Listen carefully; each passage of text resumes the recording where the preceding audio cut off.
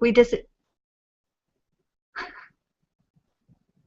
Hi, this is Kim Adamoff, and just as I hit the broadcast, I lost Christina. So let me get her back on the call. I think she'll get back on the call. That's kind of funny.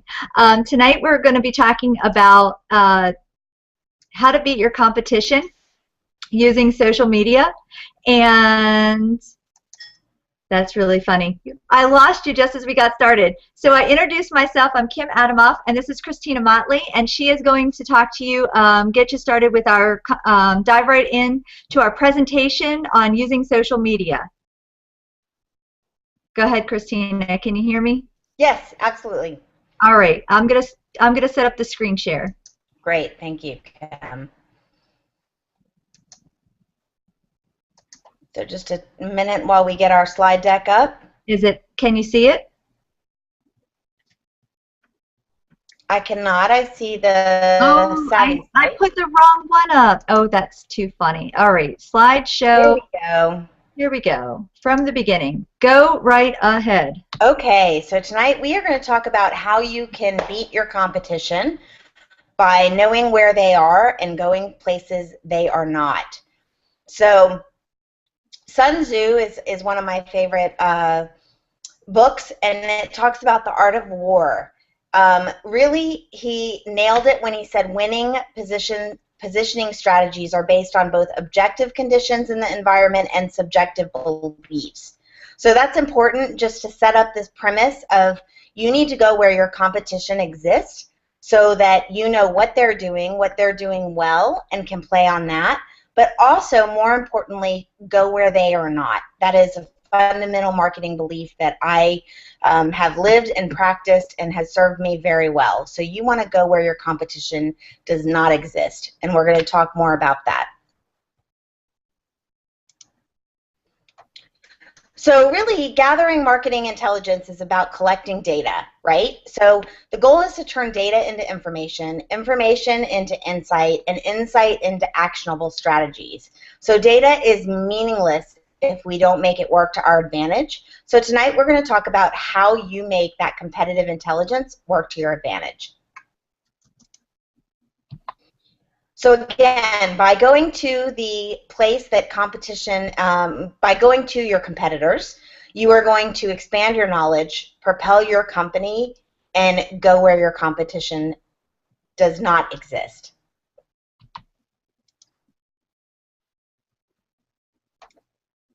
So for starters, we want you to search Google. So this is an actionable strategy tactic that we want you to do after tonight's session.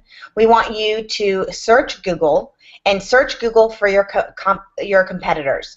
Identify 3 to 5 competitors, search them, and see where they come up. So for example, you see here a couple competitors that we looked at for my primary business, which is as Chief Marketing Officer on Demand. And you see that these come up to the top of the search, so that tells me maybe who I need to look at. And then really the information on the right, that is all paid space. So be aware of that, but don't worry about that so much when you're getting started.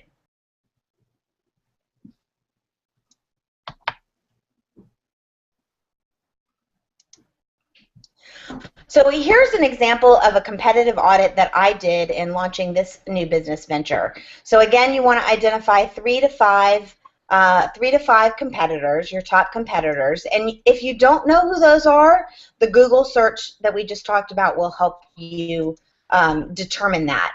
And you want to look at what we call the 4 Ps of marketing when you're evaluating your competition.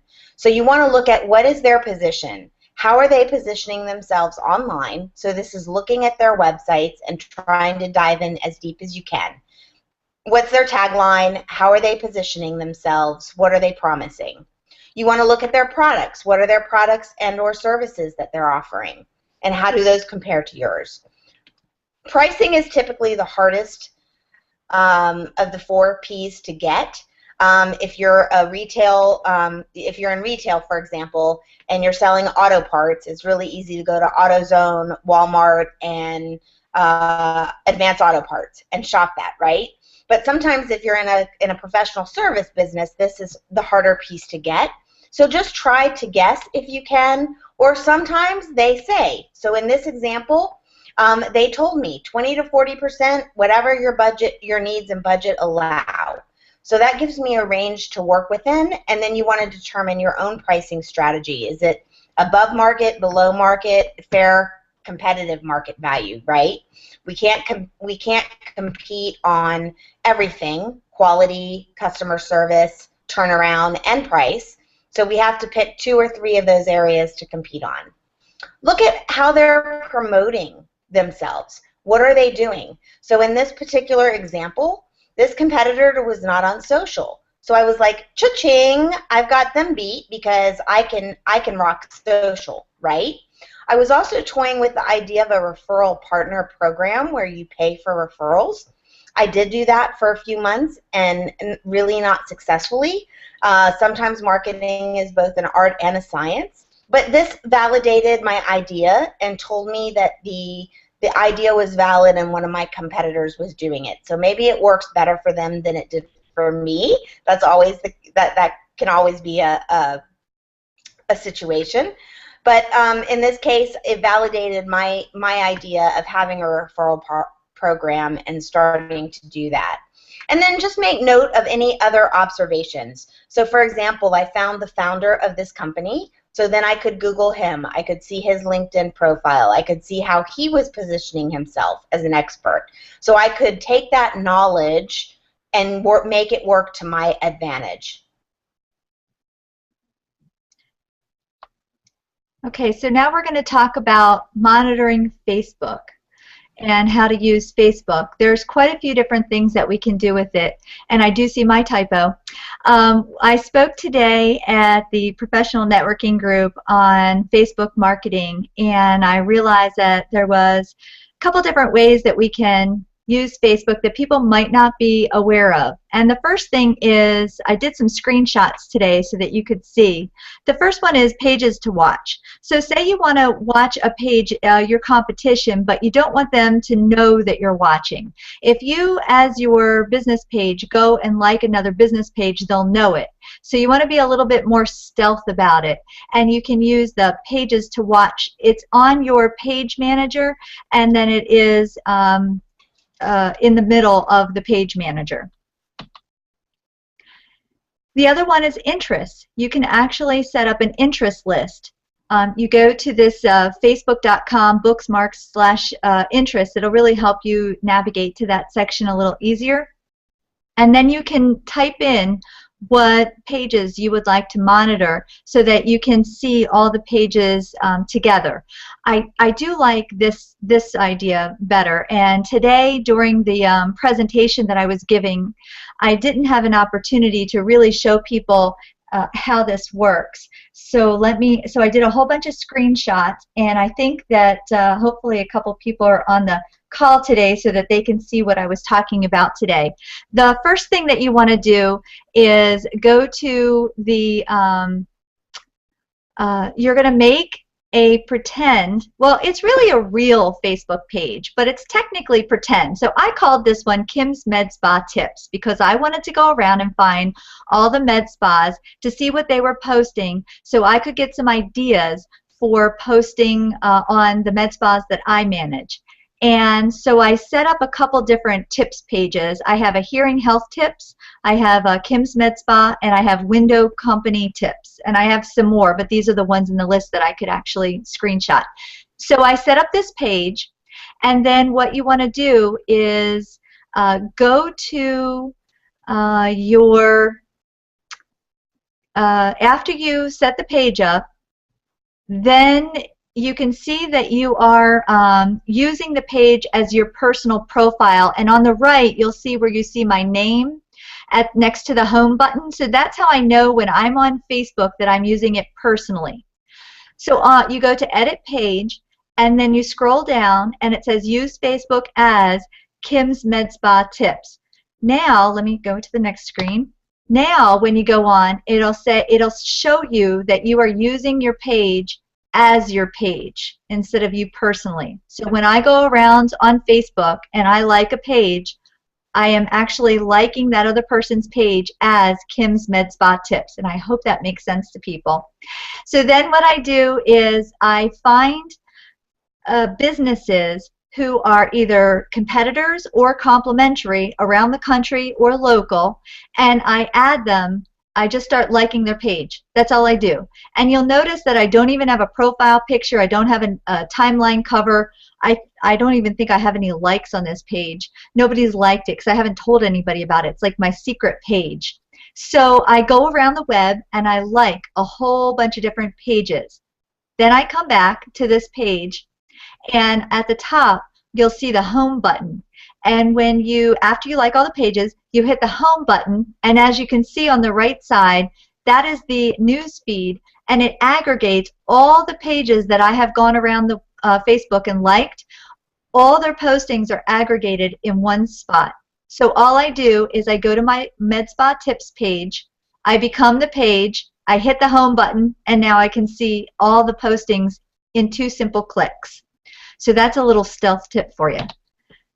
Google Alerts. Do you want to do that one, Christina? Sure. So Google Alerts is free, which is great. We love free tools as small business owners. And you can add a search query based on your competitor. You can do that by your competition's name. You can do that by the owner's name. You can do that by certain keywords that you want to watch. And once you set up Google Alerts, you'll get an email once daily or however frequently you tell Google Alerts to populate. They aggregate all of those alerts and send you a page so you can see and monitor your competition and see what they're doing. And again, knowledge is powerful, and this is just collecting data and market intelligence so you know how to position yourselves differently. So now we'll talk about Twitter and how you can use Twitter. Twitter has a really neat thing called lists. And so I was doing some research for a client, and I needed to find a secret list of people that I could follow for this one particular client. So what I did was, on everybody's profile, they have the opportunity to create lists. And I set up a list for McKinsey, and you can see that I've circled that it's locked, which means that it's private and nobody in the world will know that it's there but me. And then I have another one for inbound marketing, which is public, and people can see the members. Now these 28 members in this McKinsey list are private, so nobody else can see who they are. And that's how you access it. And then what I do is, on the left, you can see I go to my list, and I can see all the tweets that those people on the McKinsey list have tweeted today or whenever. The right side shows you who all the members are. And you notice that I haven't followed anybody, but yet I can see what they're posting. And so I can find what I'm looking for is what hashtags they're using so that I can use them too. I'm looking to see what kind of quality tweets they're putting out and make sure that my client is staying competitive. What else on Twitter? Oh, I did want to mention on the lists, going back to this one, I will say, even though this is a little off topic, but with lists, it's really cool that you set up lists for people that you want to attract to you, to get to follow you, because when you set up that list, it's public and they know when they're getting added to the list. And then if you are trying to find people to follow, what you can do is go find somebody that is maybe a sphere of influence or somebody who is a competitor, and go look and see what lists they have that are public. And if they're following these people on these lists, you probably should too. So that's another way that you can take some business, right? Also with monitoring Twitter is your hashtags. So again, I look at the list and I try and find what people are using for hashtags, and then I type that hashtag in and I see what comes up as well. So this is another way that you can follow and look for competition based on what hashtags they're actually typing into Twitter. Kim, I just want to reiterate your point. So you can basically borrow anybody's list that is public. That's super important. And if you don't know how to do that, maybe shoot us an email and we can answer that offline. But any of your competitors that have a public list, you can tap into that list and leverage that list to your advantage. Oh, great point. Okay, so Google Plus. Now, I do have to say this isn't stealth. This is a little bit more public, but it does really help you to aggregate content and see what people are posting. We're going to talk about circles. And so on Google Plus, you can set up circles and you can call it whatever you want. I even have a list called Don't Know, and that's one that I never look at because I don't know these people, but I put them in a circle anyway. I have clients, and I've tried to aggregate different people into different areas. So what you can do is when you're on Google Plus, you can actually sort your newsfeed based on your list so that you can put the people that you want to follow into one list and then see what they're posting. Again, this is not stealth, but it is a good technique if you're looking for what is everybody else doing, because they'll know that you circled them. They probably won't circle you back, but aggregate blogs. Do you want to talk about this one? Go for it, Kim. Okay, so every WordPress has an RSS feed, and this is our Savvy Social Mastermind, and this is our RSS feed. So you can go to your competitor's website, and a lot of people don't use RSS feeds, and the best thing to do when you're monitoring your competition is grab their feed and then put it into a feed reader so that you can quickly and easily just double check what they're doing, and once a month go through and see what they've posted. I have found this really nice Chrome app for Chrome browsers that allow you to easily grab their URL RSS feed and put it into here so that you can go to one place and monitor all the blogs that they're posting.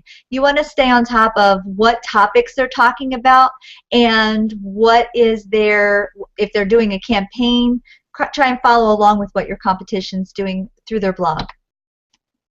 Go ahead, Christina. So we're kind of done our presentation, and we were talking about the whole point to this presentation is how can you use social media to stay one step ahead of your competition. When I research and I do a digital audit on for clients, I'm looking at their social media to try and figure out how much interaction they have, what is their competition doing, because all we need to do is be just a little bit better than them. Knowledge is power, and it helps you really to give fresh ideas. A lot of times when you're about to post you have to post something on Facebook and you just don't know what to post, it's really cool to go to one of these tip pages and quickly scan through, see what somebody else has posted, and maybe it'll spark an idea in your brain, and you can go ahead and post something on your page a little bit more faster. This is also a good way to get content. So if you're stuck on blog post or social media content, what to message, this is a way to see what the hot topics are and what topics are getting traction. And so you can take those ideas and, again, use them to your advantage. All right, so let me end this. Go back here, and come on, computer. Unscreen share. There we go. I'm back. I made it. All right. So now what we're going to do is we can talk about Savvy Social. And last week we went to the Digital Marketing for Business conference where we had a drawing, and we were going to offer one person the opportunity to have one free month of premium membership. So before we announce who the winner is, we just wanted to kind of go over the membership benefits to joining. Kim, before you do that, let's back up just a step and tell these folks that are with us tonight a little bit about how Savvy Social Mastermind came about. Okay. So Kim and I, as social media experts, got tired of turning away small businesses that can't afford an expert, a guru, a social media consultant, if you will.